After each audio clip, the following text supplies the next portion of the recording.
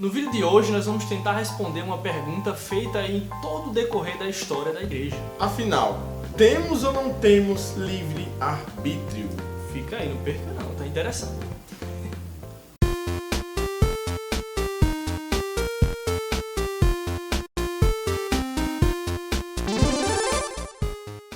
Durante toda a história da igreja, nós nos deparamos com momentos específicos e bem específicos no qual o livre-arbítrio foi posto em xeque.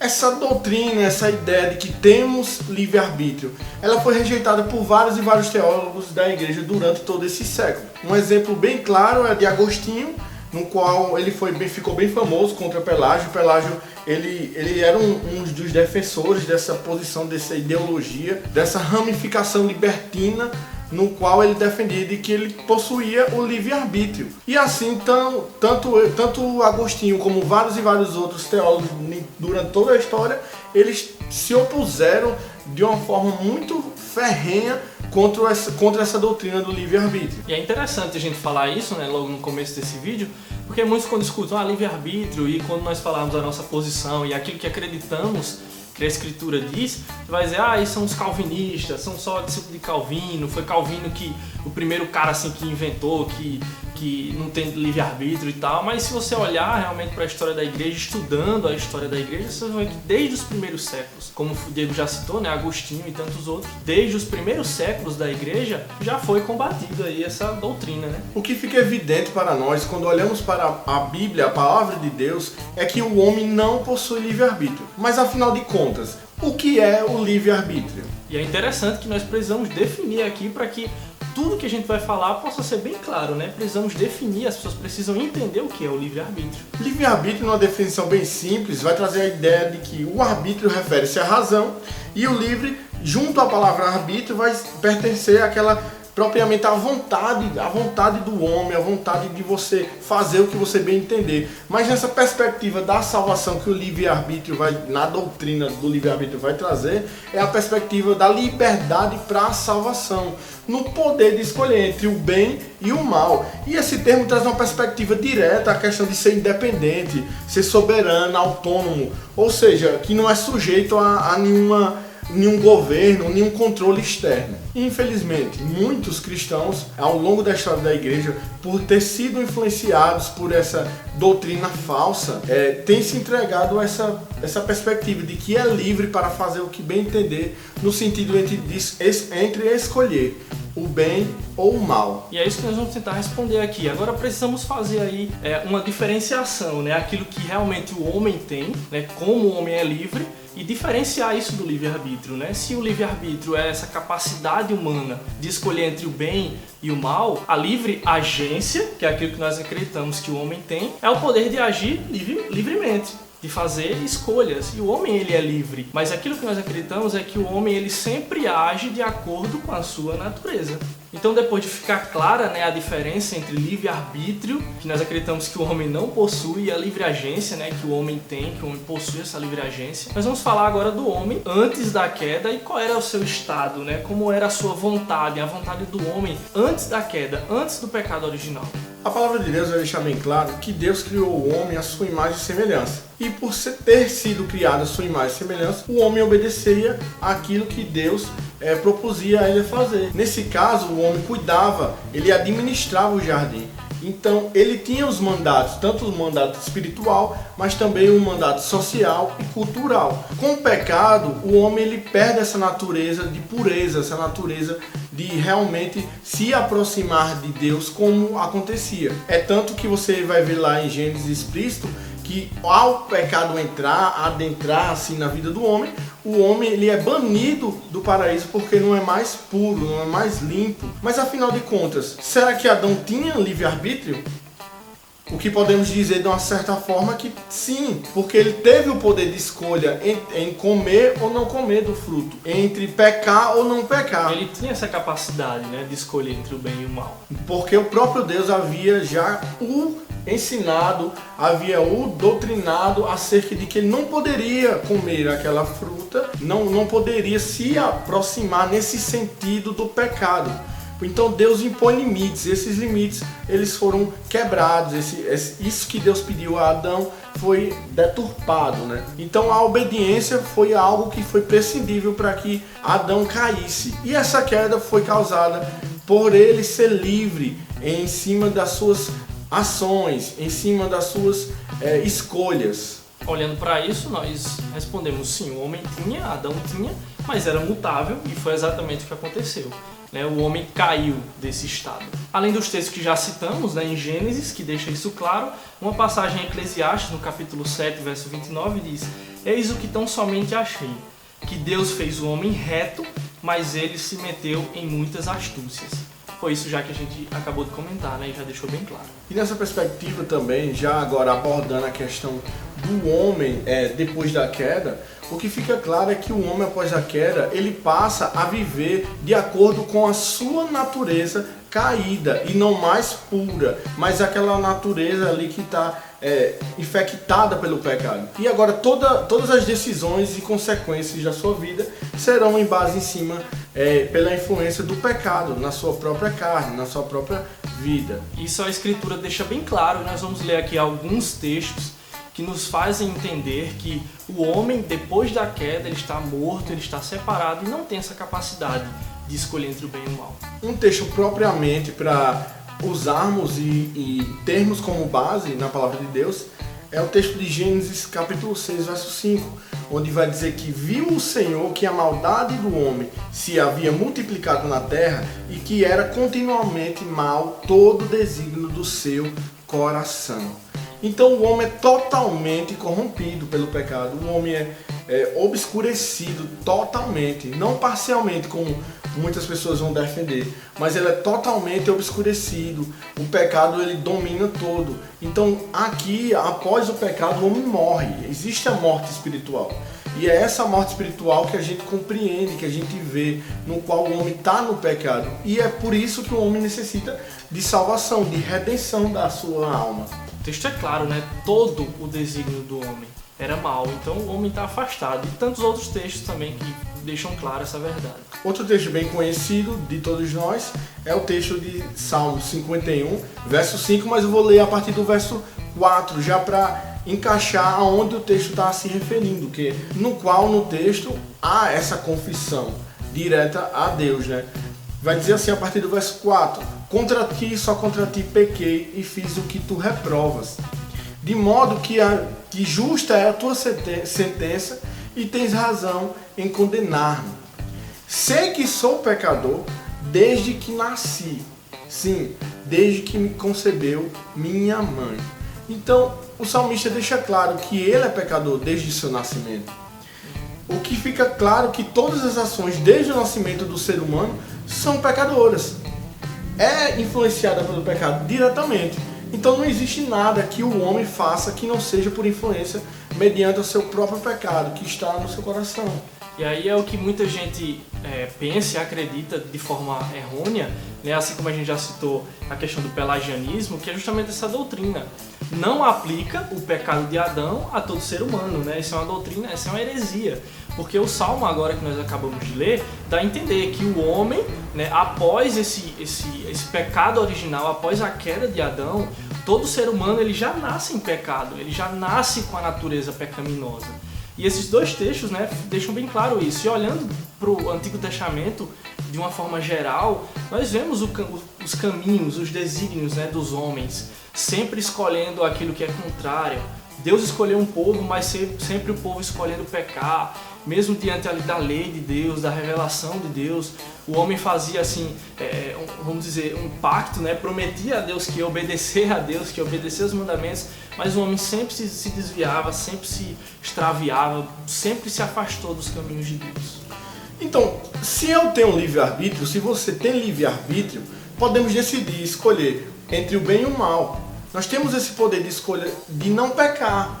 Mas, infelizmente, a palavra de Deus, como acabamos de ler no Salmo 51, verso 5, diz que desde o nosso nascimento já somos pecadores.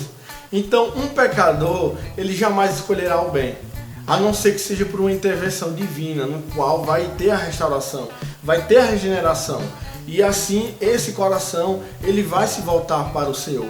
Sem isso, jamais o homem poderá, de forma alguma, escolher algo que seja bom diante dos olhos de Deus. E quando a gente fala escolher algo bom, as pessoas confundem muito. Não estamos falando de escolher entre um sorvete de limão e um sorvete de morango. Eu escolheria de limão.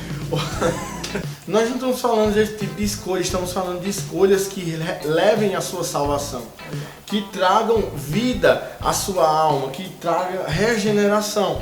Você jamais poderá escolher o que é bom, você só escolherá o que é o pecado.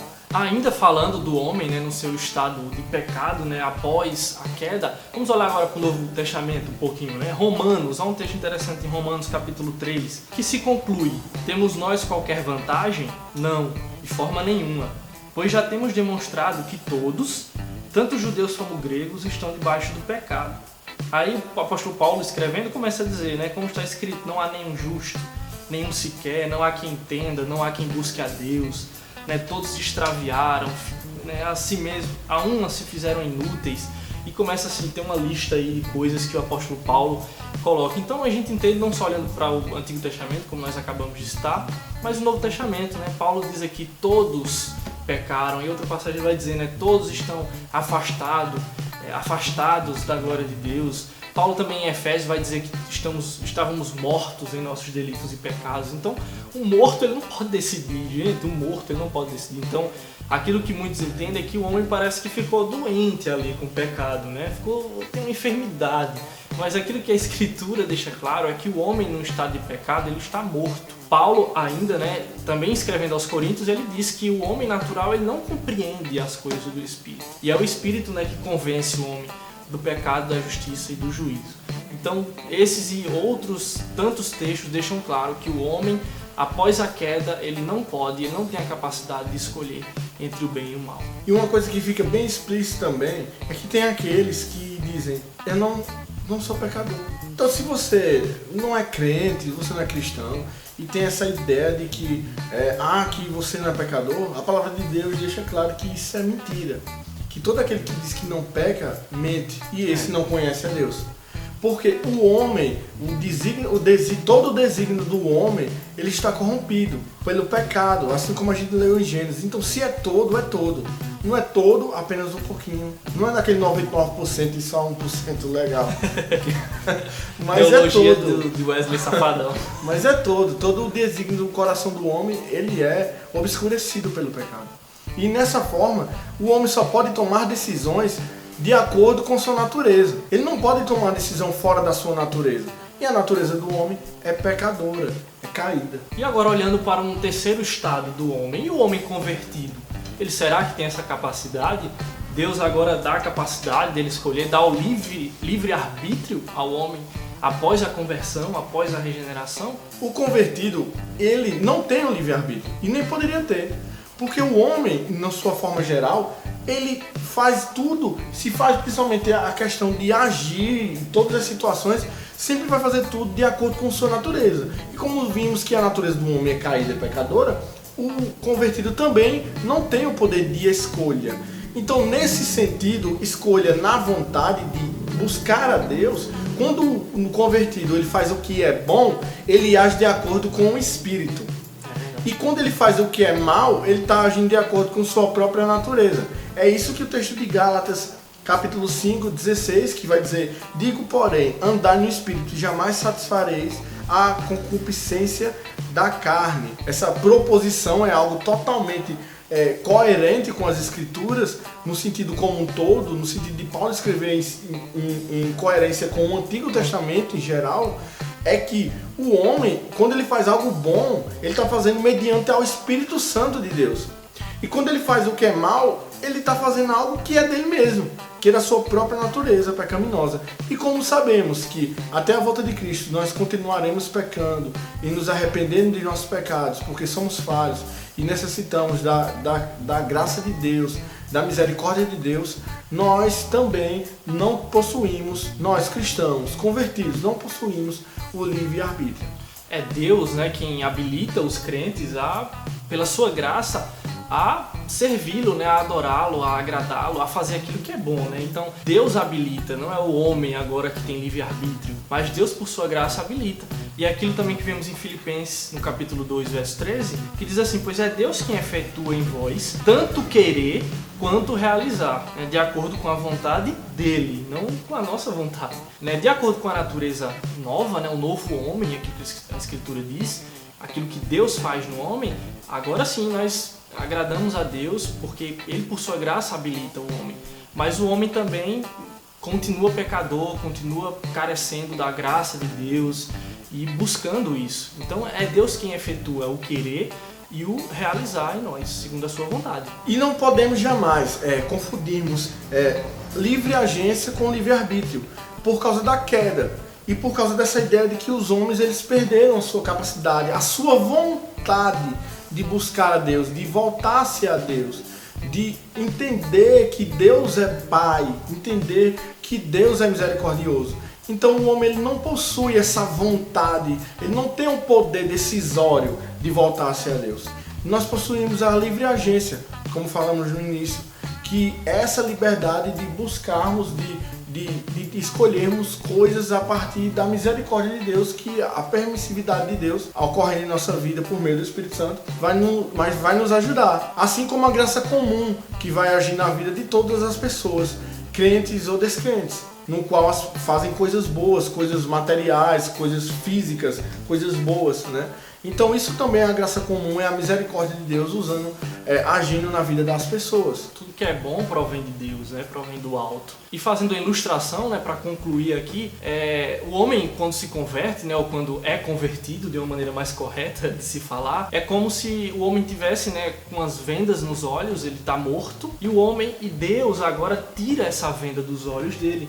E agora nós podemos ver a Deus, nós podemos entender a graça de Deus. E aí nós olhamos para Ele. Então tem aquilo que chamamos de graça irresistível. Porque agora, quando Deus operou, né, milagrosamente, tirando a venda dos nossos olhos, eu agora vejo Deus, vejo a graça de Deus, né, a obra de Cristo, e eu vou até Ele. Não tem como eu não escolher Deus depois daquilo que Ele faz, das vendas, né, que Ele tira dos nossos olhos, depois de ter regenerado, depois de ter nos dado vida. Agora sim nós escolhemos a Ele por causa daquilo que Ele fez em nós. Nós amamos a Deus porque Ele nos amou primeiro. E uma prova bíblica bem clara disso é a vida de Paulo. Quando Saulo de Tarso ainda ele aconteceu milagrosamente isso na vida dele. Jesus aparece no caminho de Damasco para ele, acontece toda aquela questão e é uma prova do milagre de Cristo na vida das pessoas. Falando ainda de um último estado, né, do homem, na Confissão de Fé de Westminster diz: é no estado de glória que a vontade do homem se torna perfeita, imutavelmente livre somente para o bem. Então, só essa capacidade, né, essa liberdade, essa vontade livre para o bem, só no último estado do homem, que é o estado de glória, quando Jesus Cristo, na sua segunda vinda, né, levar a sua igreja. E aí é nesse estado que nós seremos perfeitamente livres para fazer o bem.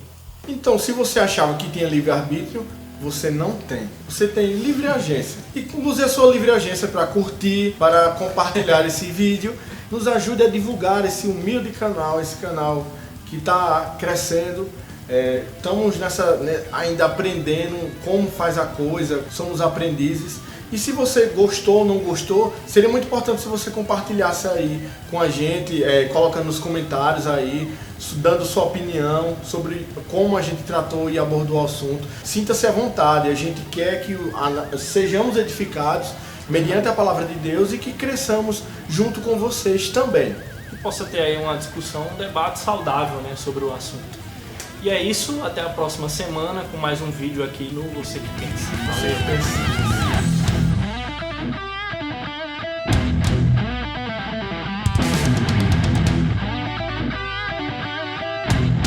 Esse vídeo é pra você que pensa que tem livre-arbítrio.